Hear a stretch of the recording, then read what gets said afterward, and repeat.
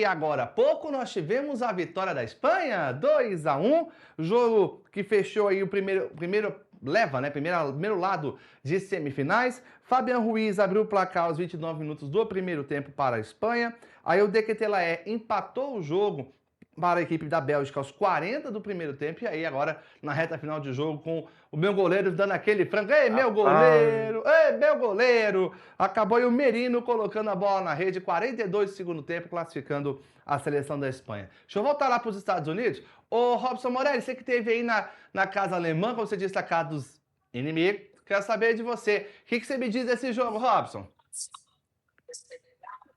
Foi um jogo parelho, né? Foi um jogo em que até alguns momentos a Bélgica esteve melhor e tentava fazer frente para essa Espanha, que na verdade a Espanha veio cantada de verso e prosa e até agora nada, né? Até agora faz jogos difíceis, faz jogos complicados, faz jogos em que não encanta, não encanta. Depois nós vamos falar um pouco de França e Espanha. E acho que vai ser uma brincadeirinha para a França de novo, mas a gente vai falar disso. E esse jogo, a Espanha teve muitas dificuldades. A Espanha não se achou, a Bélgica em alguns momentos esteve melhor.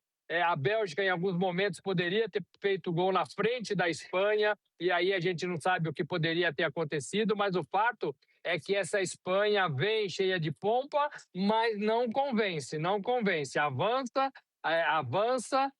vai para a semifinal, mas ainda não me convenceu, não. E teve aquela falha do goleiro, né? O goleiro que entrou no lugar do Courtois. Courtois saiu chorando porque se machucou. A gente tem que lembrar, estava até discutindo aqui, a gente tem que lembrar que é goleiro de seleção, né? Não é aquele goleiro de clube que nunca joga e que aí você põe numa partida difícil, ele vai lá e faz uma lambança. Não é disso que nós estamos falando. Nós estamos falando de um goleiro de seleção belga de Copa do Mundo. Então o goleirinho não poderia ter deixado aquela bola escapar, né? Peito de pau, né? Peito de pau naquela jogada, e aí a Espanha aproveitou. E aí eu te pergunto, Ramon Vilar, para você, depois eu vou jogar a bola também no que disse o Gabriel. Ramon Vilar, pergunta para você, essa Espanha te convenceu?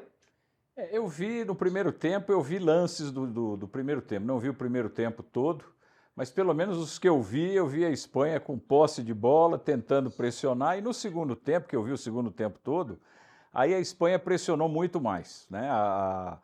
A Bélgica se propôs a jogar, a atacar, por isso que chegou ao gol no primeiro tempo, então é uma postura diferente, por isso que eu falei, quem se propõe a só se defender, vai levar bucha.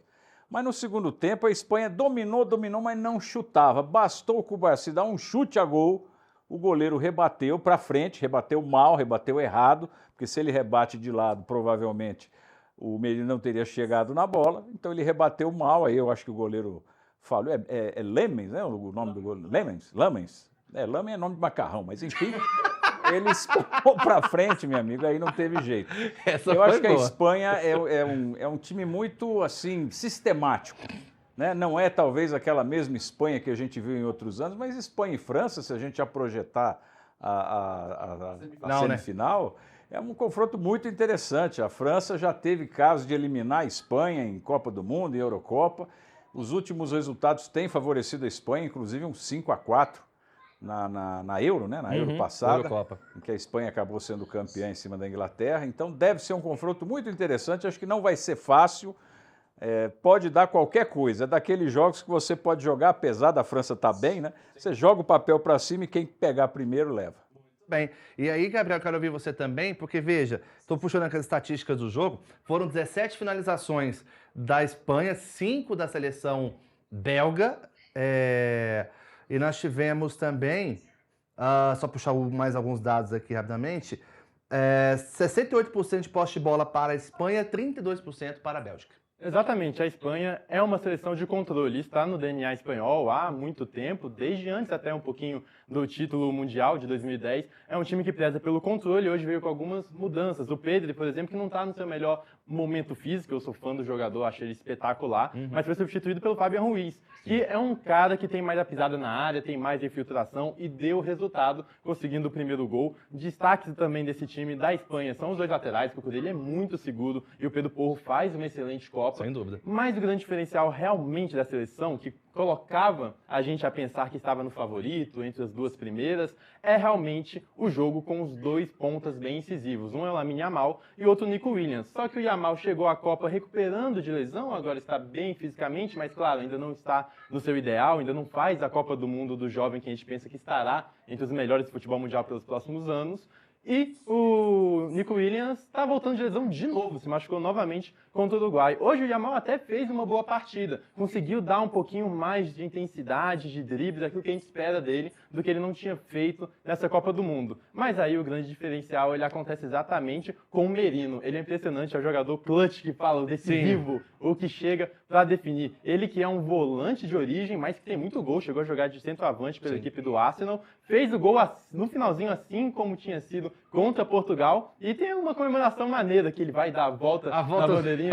Exatamente, em homenagem ao pai, fez isso em 91, um jogo contra o Stuttgart, o pai dava a volta, ele continua dando a volta, e de volta em volta coloca a Espanha numa semifinal, que eu concordo, a França é bem favorita na minha opinião, é o melhor time em praticamente qualquer aspecto. Acho que o trunfo, talvez, dessa Espanha contra a França é o fato de jogar um futebol de controle, um futebol diferente da França. Porque se você for disputar com a França no futebol francês, aqueles jogos de intensidade, muito difícil ganhar. Talvez esse controle seja a chave para uma Espanha que vem sendo pedra no sapato da França conseguir a classificação. Mas, claro, França favorita. Sem dúvida nenhuma. Eu vou fazer o seguinte, eu vou para o nosso primeiro intervalo para você que acompanha a gente na Fast TV. 2 minutinhos eu estou de volta para trazer mais vocês, porque... Só uma dica rápida. Você já ouviu aquela expressão, o mundo não gira, ele capota? Pois é, depois do intervalo eu vou te falar por que eu lembrei dessa expressão. Até já!